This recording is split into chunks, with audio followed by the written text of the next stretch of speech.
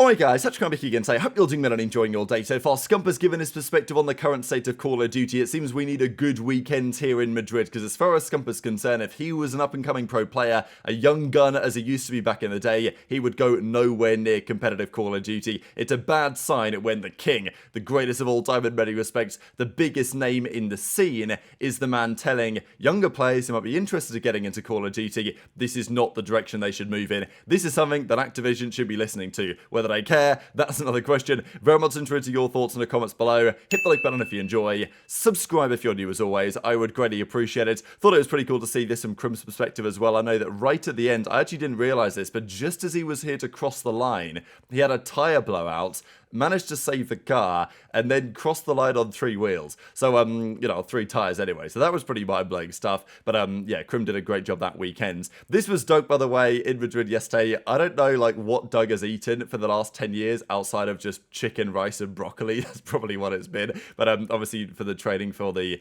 know, pull-up world record attempt and eventual championship victory there. But, this, if you guys remember, a legendary video in COD a decade ago when Doug ate his first cheeseburger. For whatever reason, and I know this isn't like this is a McDonald's cheeseburger, right? So it's not exactly like he's, and he didn't like it. 10 years ago, didn't like it. I know there's been some other things. Did he try stuffing for the first time last Thanksgiving or something? I think I saw a video of that. So, yeah, here's Doug trying a cheeseburger again in 2025, 10 years on from the initial video. That video, I don't know how many views it has on YouTube, but it's still pretty well received, right? Doug, I think it's just Doug tries a cheeseburger for the first time. It's something like that. It's on FaZe Sense's channel, as it used to be. And, like, Doug, for some reason, just really struggles to even do this. He has to, like, mentally prepare himself, because I actually think that, as I say, Doug has just had such a probably strict diet and regime for the last decade that eating anything like this is just not possible. So, yeah, I think Doug set himself up to fail on this one. And, yeah, the cheeseburger, it didn't go down especially well. This guy is comedy. Let's talk about the state of the game. We've got a couple of new weapons arriving. The PPSH is in the game with Season 2, as is this gun called the Cypher. This is an AR, and, well, we know the PPSH very well. It's now back in the game. The irons are a bit different to how they were in World War II, but the gun still looks, it still sounds great.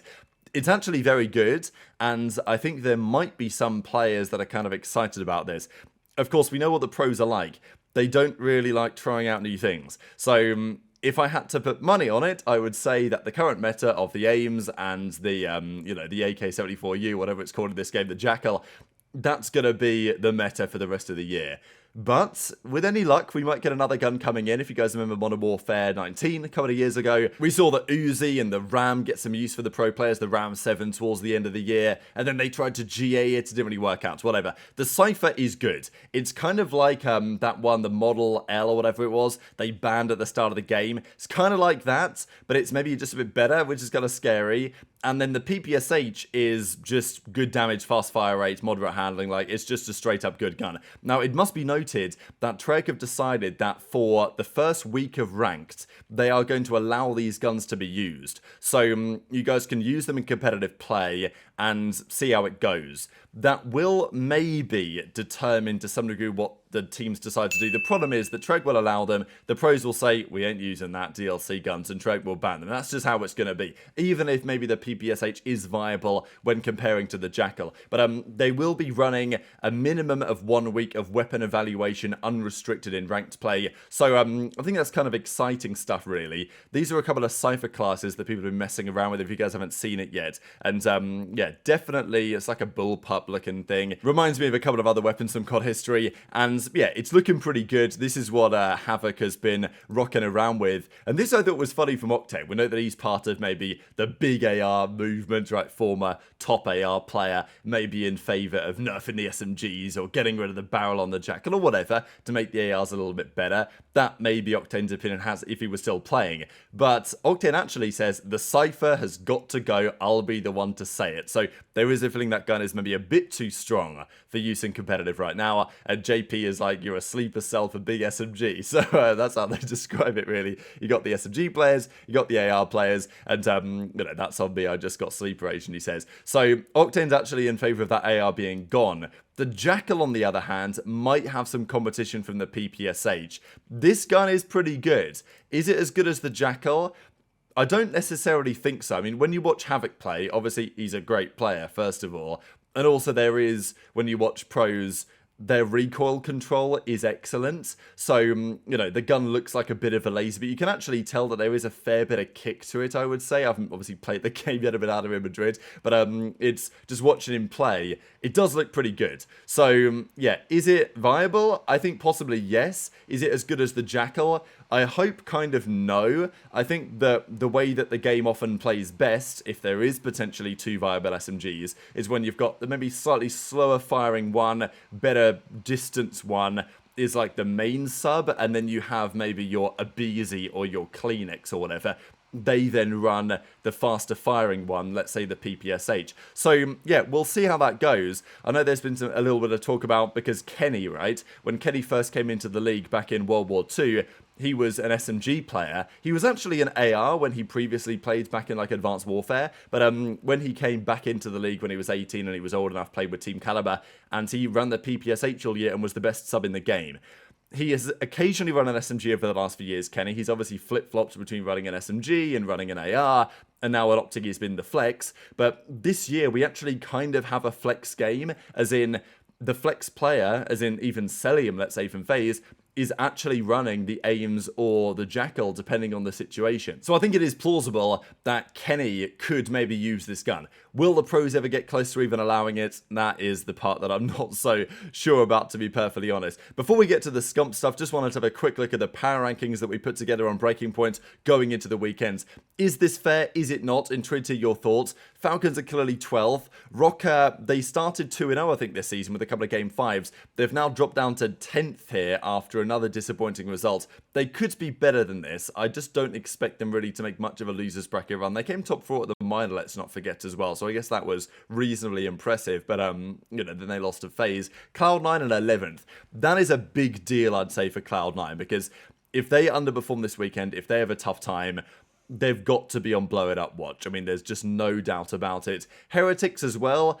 They might blow it up anyway. They're not going to blow it up. But Super is coming in. I think even Katana Gaming, the team that Super was on, said goodbye to him and said, basically welcome to Miami type thing. So that's maybe notable. But of course, Heretics actually did start in the winners bracket. So they're not bottom 4 necessarily. That's Gorillas are bottom 4. But maybe they've looked a little bit better lately. Maybe they played stronger teams or whatever. Surge are in 7th.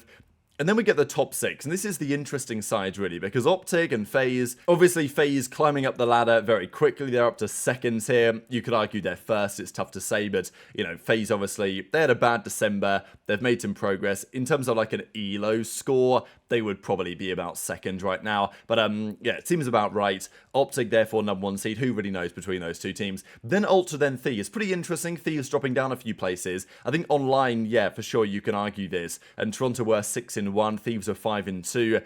Difficult to call which team is better between those two on paper right now. Boston are very good as well. They're, I think, comfortably top 5, to be honest. But obviously they're 3rd seeds, but maybe that doesn't mean that much. And then Ravens, number 6. So I think the top 6 is absolutely correct right now. But will that, at least in terms of which teams are actually in the top 6, the order, I think you can debate. The reality is that we're going to go to the tournament tomorrow, and what we're going to see this weekend is going to be a bit different, right? It's always how it goes. There's going to be upsets. There's going to be a surprise package team. There's going to be a big name team that falls short of expectations, whether that's one of these 3 super teams, or whether that's maybe, I don't know, somebody else like that is expected to make some sort of run and bombs that top 12. That would definitely be a storyline nonetheless. The boys are going to be there. Obviously, the flag, we're going to be here this weekend. And there's also loads of other watch parties as well. It's actually great to see so much European representation here. Gotaga obviously is going to be there as well. That's massive for the French fans. I don't know how many French fans are necessarily going to be here. It's not that far, obviously, from France. So it's absolutely plausible that Gentlemates do have some serious support this weekend. As I'm sure will Madrid, or Miami, sorry, like Heretics. Obviously, the Spanish team is what I was trying to say, really. And it would be a storyline if somehow Miami played Toronto at some points, because obviously Toronto hosting the events, but obviously the Heretics boys are going to say, well, this is our city, you know, like, this is where we're from. So that's why there's maybe some questions on who's going to have the big crowd support this weekend. I think the reality is that OpTic will have pretty good crowd support. They always do, doesn't matter where they go around the world. But Scump was giving his thoughts on just the state of COD in general right now. We know that he got his skin in the game in Off the Grid, not in COD. Now, was it ever going to be in COD? Obviously, after the Nick Mercs, Tim the Tapman stuff, maybe not. But still, you'd have thought they might have done so. It just made sense, right? Nadeshot, Scump, like these kind of guys, they should have got their in-game skin in COD. Maybe they would have done by now if that drama when they did the skins before didn't happen. Whatever. The reality is that Scump is huge name, spokesperson of the scene in many respects, and lots of Call of Duty players still look up to Scump, and for very good reason. But Scump on the podcast the other day, they were talking about the state of COD, and we've talked about this on the channel now for a good couple of months. The fact that challenges is an 18 minimum age restriction. These are changes that I think will have to be made, and I think they will be made going forwards. I'm just a bit concerned about the timing of it, right? Because Major 2, Major 3, Major 4, they are going to have challenges opens. But you look at the league and you look at the players that have come in and the rookies that have come in over the last few years, I wouldn't say the talent is drying up. There are still some talented players coming through, but they are certainly in fewer numbers. And there's no longer any like 14, 15-year-olds that are mega hyped as there used to be a few years ago when aBeZy and when Simp and when these guys were in the mix. Now look, playing in the league at 18, that's fine. I don't have an issue with that. I think even that ideally could be lower. Like if I was in charge and I could make it happen, I'd probably try and lower it to 16, but certainly I do have challenges. And Scump says just straight up, Call of Duty is in a spot right now. If you're a talented kid, good at games, you're like 12, 13, 14, whatever, playing COD is not the way to go. Like, maybe you play Apex, maybe you play Fortnite, maybe you go Valorant, Counter-Strike, whatever, something like that. Like, a lot of these kids, like, they're talented, the skills are transferable. How many of these kids are really committing to Call of Duty as their game for the next several years? The answer is not that many. And even when Scump is saying, look, guys, you should just be playing Fortnite, I think it's a pretty big deal. If I was a 18-year-old right now, or 16-year-old, whatever age you're starting a gaming, and I was trying to pursue being a professional in a video game, Call of Duty would not even be on my radar. Yeah. I can't lie. It would be like, I want to get, like, dude, I've look been at saying all to the go other play, options. I've been saying to go play Fortnite. Yeah, like, I've been telling 15-year-olds, you're like, hey, Zen, I'm 15, I want to go pro, and I'm going to say, listen, bro, unfortunately, this is crazy to me. The age limit needs to, the fact that it's still an 18 age limit, I was a pro at 14.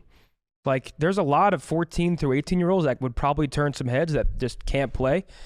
But I'm like, dude, if you're 15, why the fuck would you be grinding COD? Go play Fortnite. You can actually make money right now. You know what I say?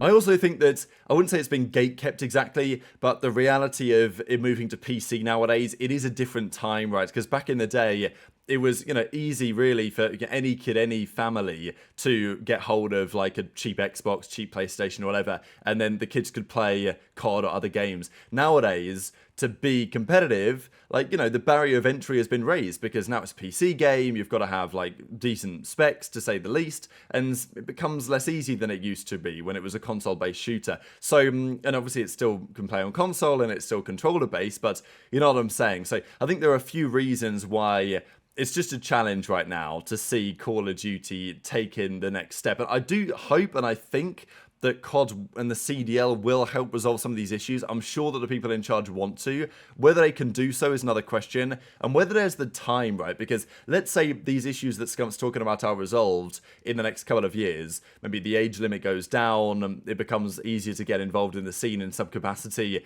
the game is promoted more competitively to casual audiences, whatever you want to say.